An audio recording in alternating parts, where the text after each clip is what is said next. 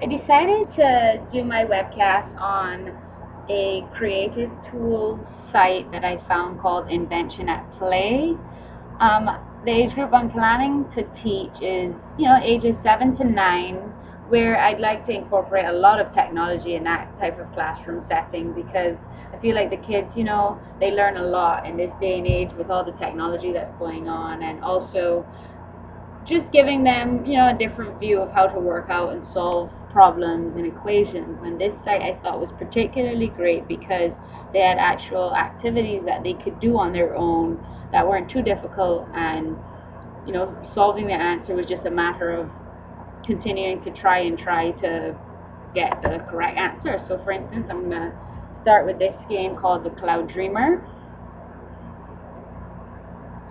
And you can see, use your powers of make-believe to conjure up a cloud of your own design, then send it up into the sky. Who knows what you may visualize in your own cloud creation. So for this one, you kind of just stretch this into whatever you want it to be. You can make it as wacky as you would like, or it's simple. Either way, this would be a way for the kids to kind of use their own imagination and maybe perhaps do a cloud that they've seen already. I'd ask them to do a cloud that they've seen in the sky. So I'm just going to do that one and press it, and there you go.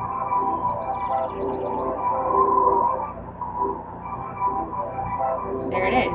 And I think them seeing some work that they've done already, they'll really appreciate the fact that they can see it here. Now back to the house, I'm going to show you another game.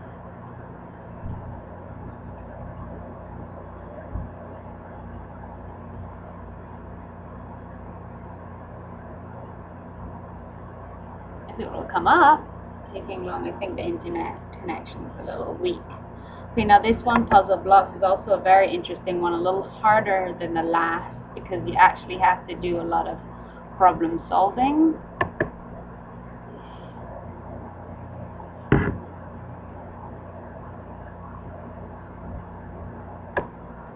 So for this one, I think I'm just going to do the bird. What I would ask the kids to do is read the instructions. So try to fit these pieces into shape. And in order to move, you just have to click it, and to rotate, you press the little black dot here. So for here, this is the bird. It's a little more difficult than the last one. Let me see. See, like they would see that that doesn't match there. So they'd have to work it out and find the right match. So that one's correct. They also have, I think, go here.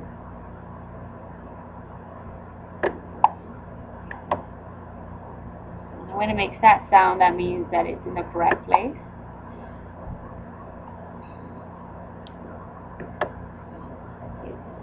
Here. Okay. So you see, it's teaching them, to try to work out some things on their own. And for instance, if they were to put this here, this doesn't go there, so they know they have to try again, either rotate it or find a appropriate triangle to fit. So I don't think this one is correct, so I'm going to rotate this one. Rotate here. Maybe a better option. Is that better for me? There you go. Oh. There.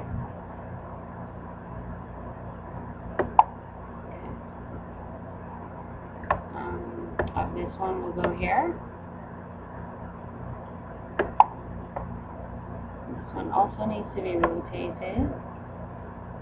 Like that's the correct way. See, and when all the pieces are together, they'll say congratulations, and you can either start another puzzle or go back to the Invention Playhouse, which I'm going to do to show you one other game that I thought was another good activity for the kids to do. Now this one I thought was interesting because it causes the kids to not only figure things out, but also just a way for them to create some things on their own. So in this situation, they have to put the ball into you know, one of these, you can kind of create your own thing. So we have this. How can we get the ball into that? And it's actually not that easy. So we'll try this one. It's just a matter of trying a bit of everything to get the best possible choice. Let's see if maybe we use spring might help it.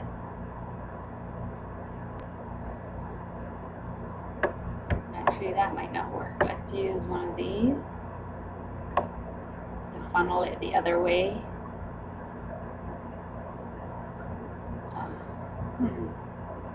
Sounds going to be more difficult than I thought.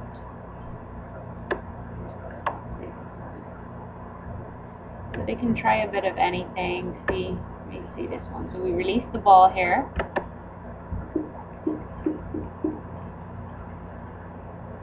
Oh, stop. So that one didn't work. So we have to try something else. Start over this one. So maybe let's see if this will work.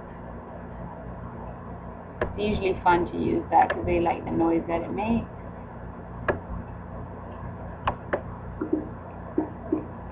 Let's see what happens here.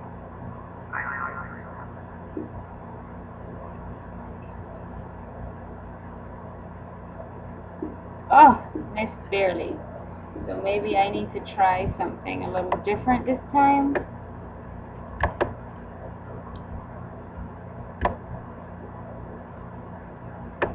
So double.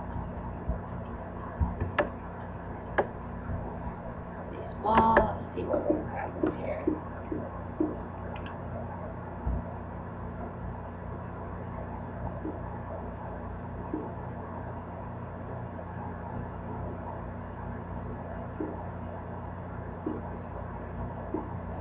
So keep missing, I keep missing this one, but it's kind of just something where they can experiment and try and find every single possible way to get it in there. Sometimes this is not even here and you can create your own thing, so sometimes you can put this in and funnel, make your own quote-unquote go bar.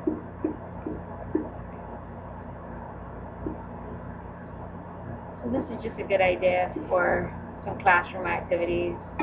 See, that went in and went down.